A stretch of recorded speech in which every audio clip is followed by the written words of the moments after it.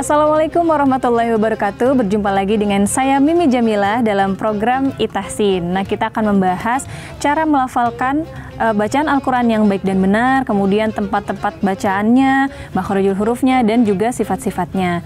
Nanti aku bakal ngebahas gimana caranya ngucapin huruf mim dan nun yang baik dan benar. Insya Allah aku akan bahas kesalahan-kesalahan yang sering terjadi atau yang sering kita temui di dalam keseharian kita atau di sekitar lingkungan kita. Biasanya orang nyebut mim itu, padahal huruf mim itu termasuk huruf yang mudah banget diucapin karena kan dia ada di ujung bibir. Mim, ma, mi, mu, ma, mi, mu, kayak gitu.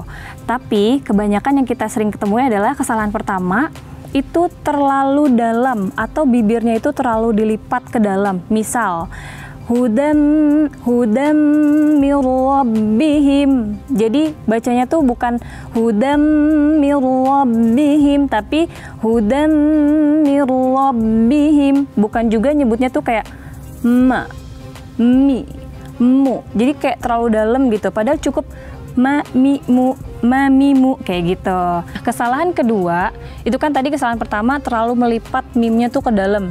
Ma, mi, mu. Nah, kesalahan keduanya adalah ketika mim bertasydid itu bacanya tanpa dengung. Padahal yang benar adalah kalau mim bertasydid berarti bacanya harus disertai dengan dengung.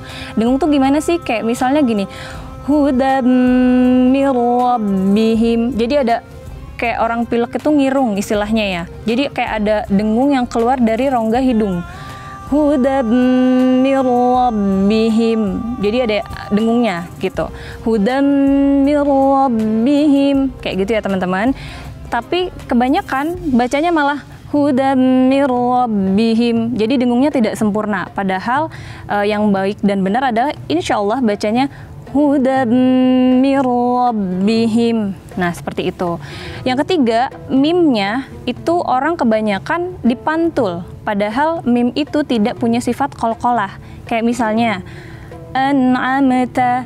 Nah, itu bacaan yang salah. An'amta. Padahal nggak perlu dipantul, cukup an'amta alaihim. Seperti itu.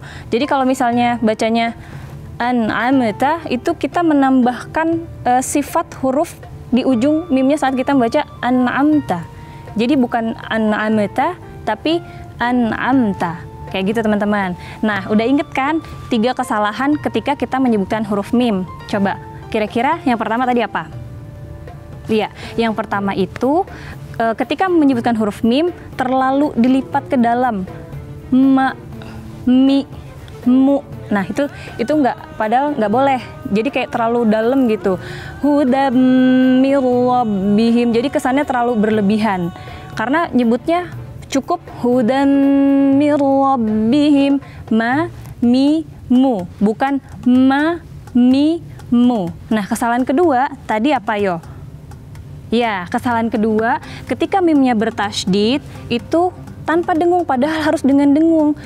Kayak orang ngirung.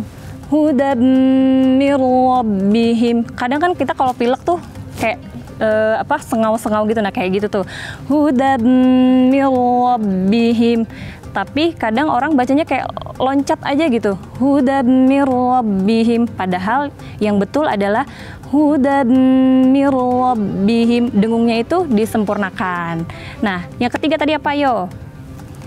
Nah, yang ketiga itu tidak ada pantulan, tapi kebanyakan yang sering kita temui adalah mimnya itu kayak dipantul. Jadi dia kayak membuat sifat huruf atau menambahkan huruf.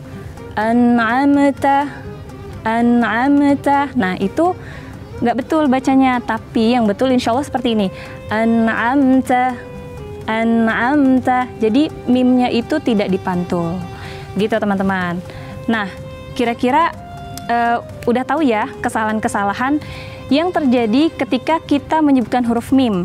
Nah, mudah-mudahan dari kesalahan tadi teman-teman bisa memperbaiki nih bacaannya ke depannya biar nanti ketika kita baca Al-Quran tidak ada makhraj ataupun tajwid yang salah. Mudah-mudahan nanti ke depannya teman-teman bisa terus mempraktekkan, diingat-ingat lagi, oh iya tadi kesalahan bacaan menyebut mim tuh kayak gini. Ketika lagi baca, kayaknya gak gini deh bacanya. Oh iya, yang bener kayak gini.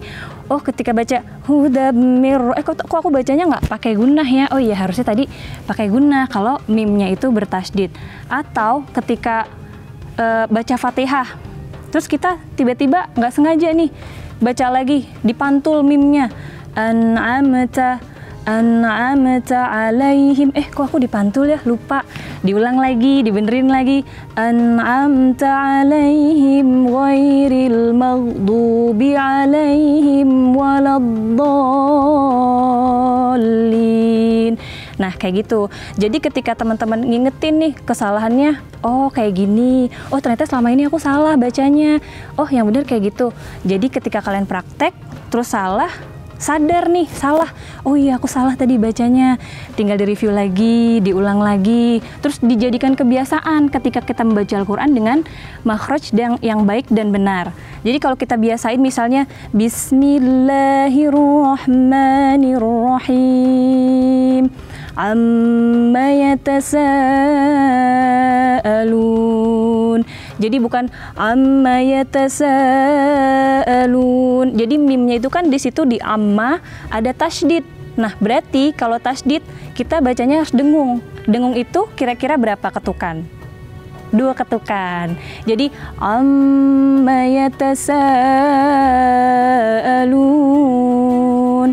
Jadi mimnya itu ada dengungnya. Nah kira-kira kayak gitu teman-teman. Kalian bisa memperlancar tajwid ataupun makhrajul huruf. Misalnya lupa, kalian bisa deh langsung ingetin lagi. Atau dicatat nanti di rumah. Ketika aku ngejelasin, kalian ambil catatan. Jadi begitu kalian baca, oh iya direview lagi. Oh kemarin kayak gini bacanya. Terus pas salah, kemarin gak gitu deh bacanya. Oh iya begini. Jadi kita bisa mengevaluasi bacaan kita. Mudah-mudahan ini semua bermanfaat buat teman-teman dan bisa diaplikasikan ke kehidupan sehari-hari. Ketika lagi baca Al-Quran, ketika lagi murojaah, nah kalian bisa mengaplikasikan ini biar bacaannya lebih lancar, lebih baik lagi. Karena kan Allah juga bilang warattilil Qur'ana tartila. Jadi baca Quran itu dengan tartil, kemudian dengan tajwid dan makharijul huruf yang baik dan benar. Mudah-mudahan kita semua diberikan kemudahan dan kelancaran oleh Allah untuk menuntut ilmu, untuk terus semangat dalam membaca Al-Quran. Terima kasih. Wassalamualaikum warahmatullahi wabarakatuh.